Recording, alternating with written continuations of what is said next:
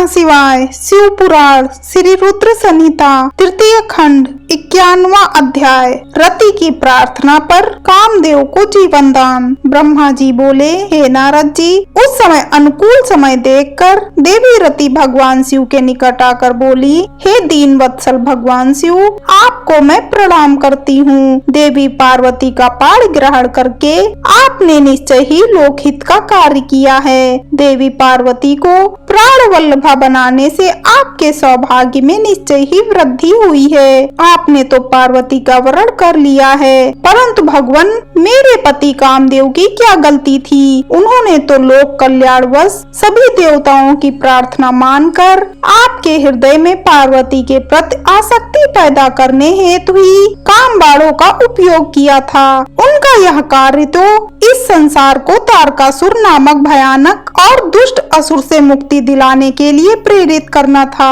वे तो स्वार्थ से दूर थे, फिर क्यों आपने उन्हें अपनी क्रोधाग्नि में भस्म कर दिया?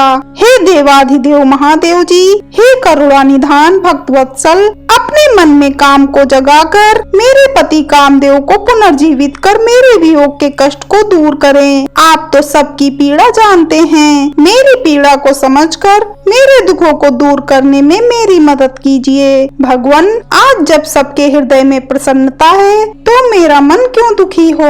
मैं अपने पति के बिना कब तक ऐसे ही रहूं? भगवान, आप तो दीनों के दुख दूर करने वाले हैं, अब आप अपनी कही बातों को सच कर दीजिए। भगवान, इस त्रिलोक में आप ही मेरे इस कष्ट और दुख को दूर कर सकते हैं। प्रभु, मुझ पर दया कीजिए और मुझे भी सुखी करके आनंद प्रदान कीजिए। भगवान, अपने विवाह के शुभ अवसर पर मुझे भी मेरे पति से हमेशा के लिए मिलाकर मेरी विरह वेदना को कम कीजिए। महादेव जी, मेरे पति कामदेव को जीवित कर मुझ दीनदासी को कृतार्थ कीजिए।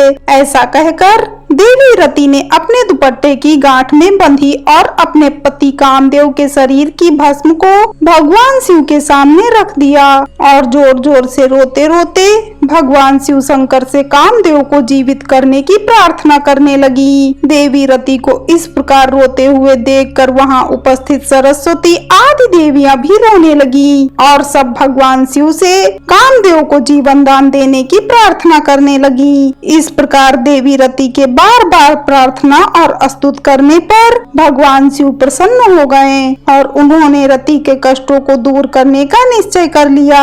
सूर्यपाड़ी भगवान शिव की अमृतमयी दिव्य दृष्टि पड़ते ही उस भस्म में से सुंदर पहले जैसा वेश और रूप धारण किए कामदेव प्रकट हो गए। अपने प्रिय पति कामदेव को पहले की भांति सुंदर और स्वस्थ पाकर देवी रति की प्रसन्नता की कोई सीमा न रही। वे कामदेव को देखकर बहुत प्रसन्न हुई और उन्होंने दोनों हाथ जोड़कर भगवान शिव को नमस्कार किया और उनकी स्तुति करने लगी। दोनों पति पत्नी कामदेव और रति बार बार भगवान शिव के चरणों में गिरकर उनका धन्यवाद करके उनकी स्तुति करने लगे।